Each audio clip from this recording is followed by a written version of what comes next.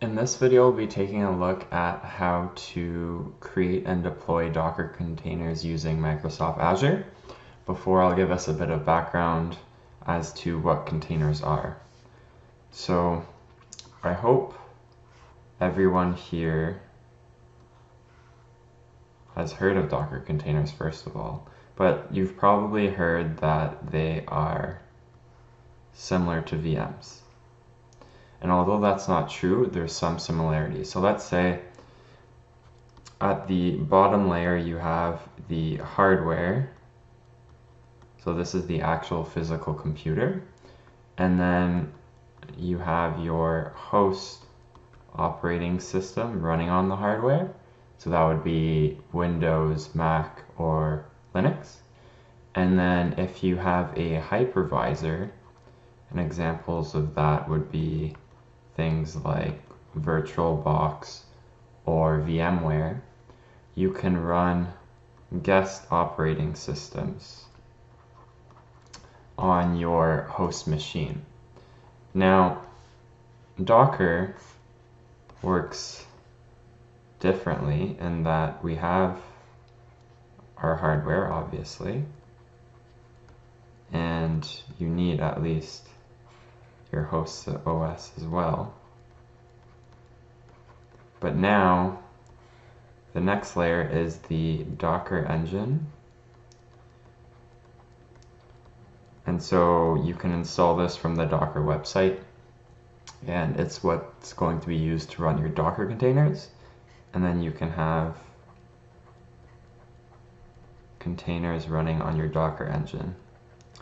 Now, the biggest difference is that containers are processes on your host operating system, whereas the processes on your guest operating system, well, they have their own kernel, and so they're completely separate from your host operating system.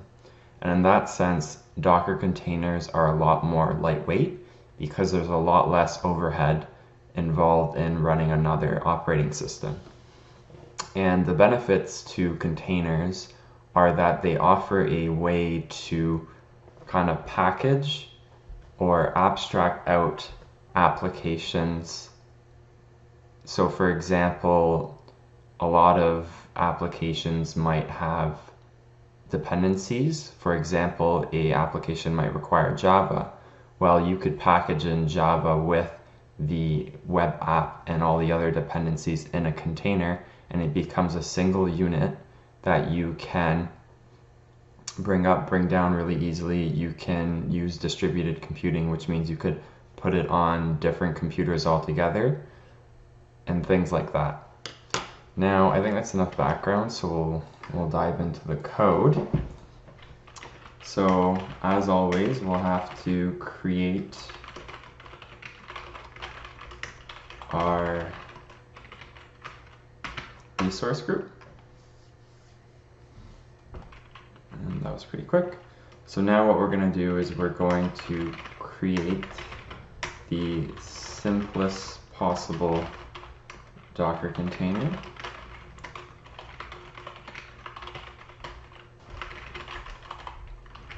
Which is the hello world image. And this is pulling it from the Docker repository. And this might take a little bit.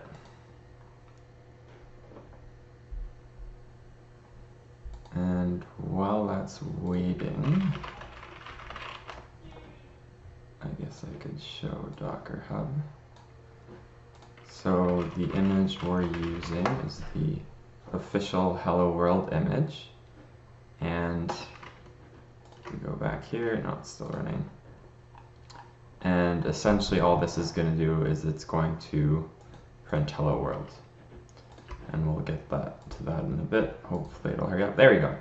Okay, so as you can see right here, the state is terminated, and that's because there was nothing to keep it running. But we can still view the output by taking a look at the logs. And the way you can do that is Azure container logs, then we specify the resource group. And then we need to specify the name of our container. And there you have it, our hello world from Docker. Now if we do a Azure container list, you can see that the container is still there, and so we can do an Azure container delete the name of our container, which is example container. And I need to specify the resource group.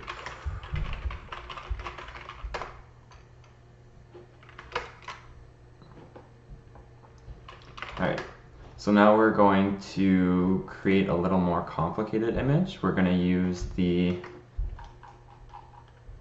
Nginx image, which basically runs a simple web server. And so to create that, we are going to run Azure container create resource group, example group, and then the name is going to be example container again. The image we're going to use is Nginx. We are going to open port 80 to the world, and we're going to tell it to have a public IP address because we're going to use that to connect to it. Resource group. I'm forgetting my R.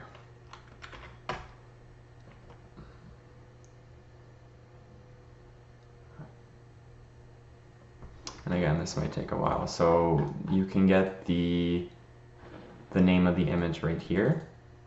So Nginx. Oh, still taking a while. You can have databases and images. So this is a MySQL database. So as opposed to having a dedicated virtual machine for the MySQL or Microsoft SQL database, you could just keep it in a container, and that keeps it segregated well enough. And so you can see our container finished here. We can grab the public IP address, and then if I open up a tab here and go to it, you can see that we have the welcome message from Nginx.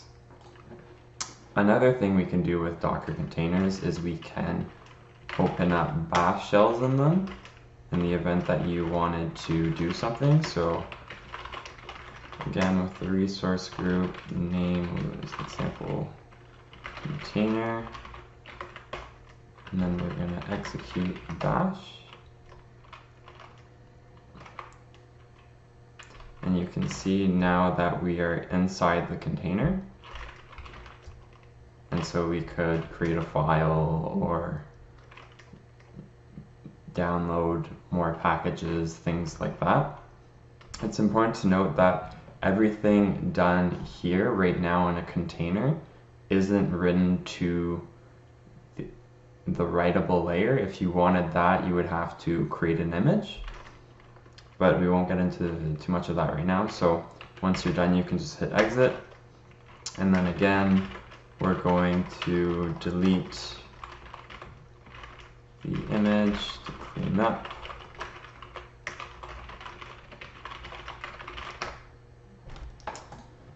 So thank you for watching. If you have any questions, let me know in the comments. Peace out.